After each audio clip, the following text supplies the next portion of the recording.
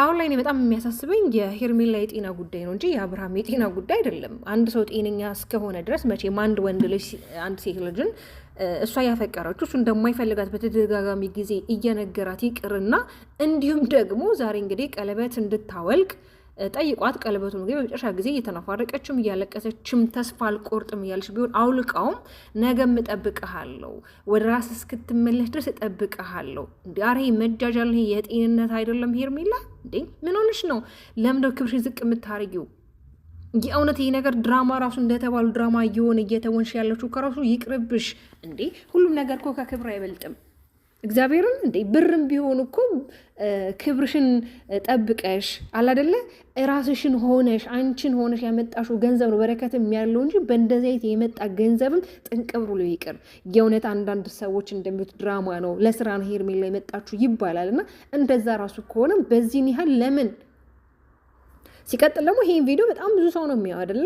እንዴት ነው ታዲያ አንድ ባልዳር የሆነን ሰው አፋታሹ የራስሽ ለማድረግ ሞከርሽ፣ ጣልሽ፣ ሆነ ከዛ ቀለበት እንደምንም እንዲያስርልሽ አድረሽ ከዛ በኋላ ደግሞ እንደገና ከባለቤቱ ጋር ሰላም ፈጠሩ። ሰላም ከፈጠሩ በኋላ ደግሞ አሁንም አንቺ ከአንቺ ጋር እንዲሆን የምትፈልጊው ለምን? ቀለበት ስላሰራልሽ፣ ፕሮሚስ ስለገባልሽ፣ ብዙ ቃላቶችን ስለገባልሽ እነዛ ነገሮች እነዛ ፊቸሮችን አብረሽ ማሳለፍ ስለምትፈልጊ ማለት ነው። ግን ታዲያ ይሄ ልጅ ካልፈለገ ደግሞ እንዴት ታደርጊዋለሽ? ቆይ ሄርሜላ ማለት እንዴት ሊሆን ይችላል? አቤል ደግሞ በጣም እያሽቃበትክ ነው ዛሬ የሚያለው። ሰሞኑን አልነበርክም ነበር፣ ዛሬ ደግሞ ተከስተሃልና ዛሬ ለምነ ቀለበቱን ከእጇ እንዳስወጣ ነገ ደግሞ ተንበርከ እንደገና ለምነ ቀለበቱን ታስርላታለህ እያለው ነው። እና እንግዲህ ሩታንም ዛሬ በተለይ አቤል እየተናገራት ነበረ። የምስሚው በድን አብርሃምን ነው እንጂ ጤነኛ አብርሃምን አይደለም። ከራሱ ጋር ያለውን አብርሃም ነው ምስሚው። ከአንቺ ጋር እንደማይፈልግሽ ከአንቺ ጋር አብሮ መሆን እንደማይፈልግ በጣም እኔ አብርሃም ጠንቅቄዋለሁ፣ ጓደኛዬ ነው እና ዝም ብለሽ እየተጃጃልሽ ያለሽ ነገ ላይ ግን ተመልሶ ሄርሜላ ጋር መሆኑ አይቀርም እያለ ነው።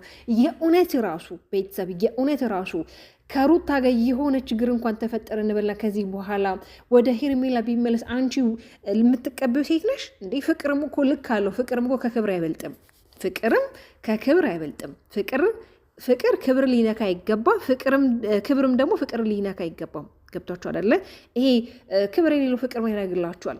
እናንተነታችሁን እያንቋሸሸ እናንተነታችሁን እያረከሰ እናንተነታችሁን እያዋረደ እንዴት ፍቅር አለ እንዴ?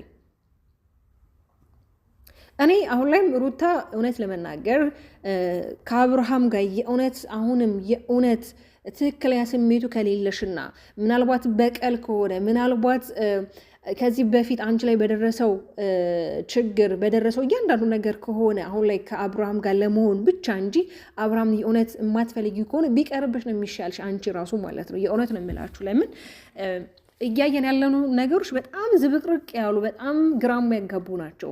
እውነት ነው ሁላችንም ሩታና አብርሃም ከልጃቸው ጋር ሰላም ፈጥረው በጋራ ልጃቸው እንዲያሳድጉ እኮ እንፈልጋለን። ግን ደግሞ የምናያቸው ነገሮች ግራ ያጋባሉ።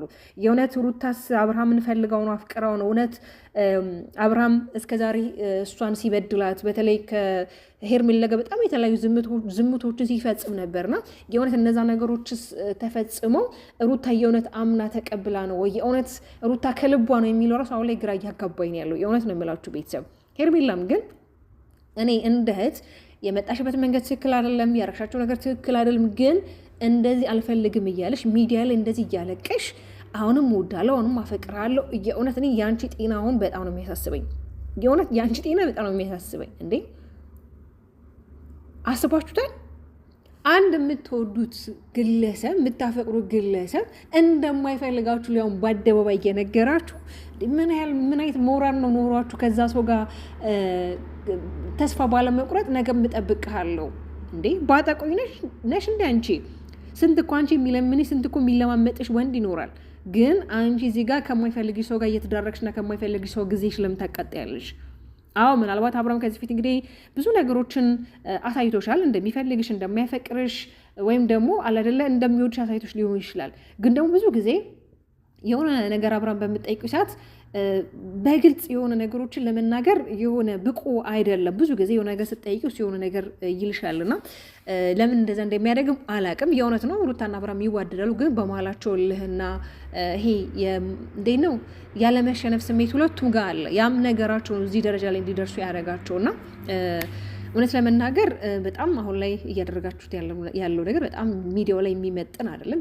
በዛ ላይ እናንተ ግማሽ ሚሊዮን የሚያክልን ህዝብ እንግዲህ እየተከታተለ ቤተሰብ አፍርተ ደግሞ ለኦዲየንስም ክብር ሊኖርህ ይገባል። የምታስተላልፈው መልእክት፣ የምታደርጋቸው ነገሮች አለ አይደለ የሆነ እንዴት ነው ሰብአዊነትን ያማከለ ነገር ቢሆን መልካም ነው። በነገራችን ላይ በዚህ አጋጣሚ ሩታ እንግዲህ 300,000 ገብታለች። 300,000 እንግዲህ በቅርብ ጊዜ ነው እንግዲህ ተወዳጅ ቤተሰቦችን ያፈራችሁ። ያው ሩታ እንግዲህ እንደምታውቁት በጣም ተጫዋች፣ ግልጽ፣ ትሁት፣ የሴት ልክ ጀግና፣ ጠንካራ፣ እልኸኛ የማትበገር ሴት ናትና እውነት ለመናገር ከዚህ በላይ የሚገባሻል። አይደለም 300,000 ይቀርና 1 ሚሊዮን እንድትገቢ በዚህ አጋጣሚ ምኞቴ ነው። በዚህ አጋጣሚ እንግዲህ ያለልታ አልችልም፣ ይቅርታ አድርጉልኝና እና የኔ ተወዳጆች እንዴት ናችሁ? በያላችሁ በሰላምና ጤና ፍቅር አብሽ የመኝላችኋለሁ። ለዚህ ዩቲዩብ ቻናል አዲስ ከሆናችሁ ላይክ እና ሼር፣ ሰብስክራይብ እንዲሁም ሀሳብ አስተያየታችሁን ኮሜንት ላይ አስቀምጡልኝ።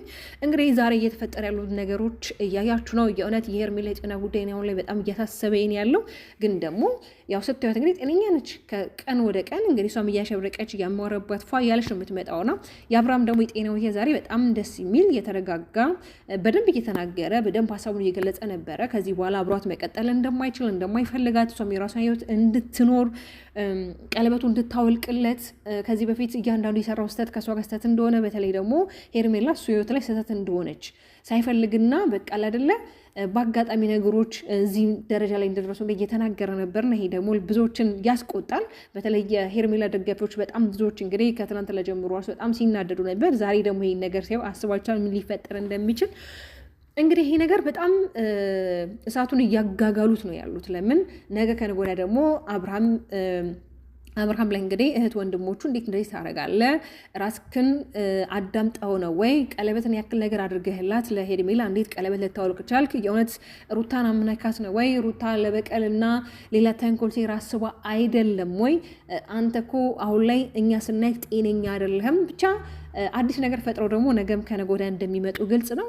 በዚህ አጋጣሚ እንግዲህ ሩታ የእውነት ይሄ አሁን ላይ ያረግሽው ነገር የሚያስደስትሽ ከሆነ የእውነት ከአብርሃም ጋር አሁንም በሰላም ወይም ደግሞ አብርሃምን ለበቀል ሲሆን የእውነት ተጸጽታችሁ ሁለታችሁ ይቅርታ ተባብላችሁ ልጃችሁን በጋራ ለማሳደግ የወሰናችሁ ውሳኔ ከሆነ ከዚህ በኋላ በማከላችሁ ሌላ ሰው ሳታስገቡ አንቺና ልጅሽ ባለቤት ሆናችሁ አዳዲስ ኮንተንቶች እንድትሰሩልኝ እኔ እጠይቃችኋለሁ።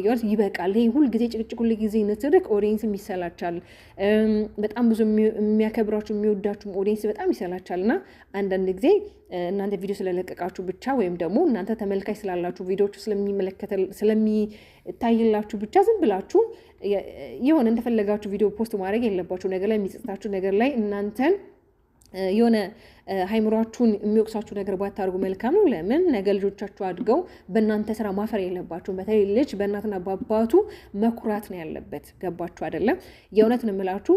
ዛሬ በእንደዚህ አይነት ሁኔታ ባትመጡ ደስ ይለኝ ነበር። ለምን አንደኛ ሩታም እየተደረገ ያለው ነገር አንቺ የሚመጥንሽ ነገር አይደለም። አውቃለሁ አንቺ ላይ በጣም ብዙ በደል፣ መከራ፣ ስቃይ የደረሰብሽ ልጅ ነሽ።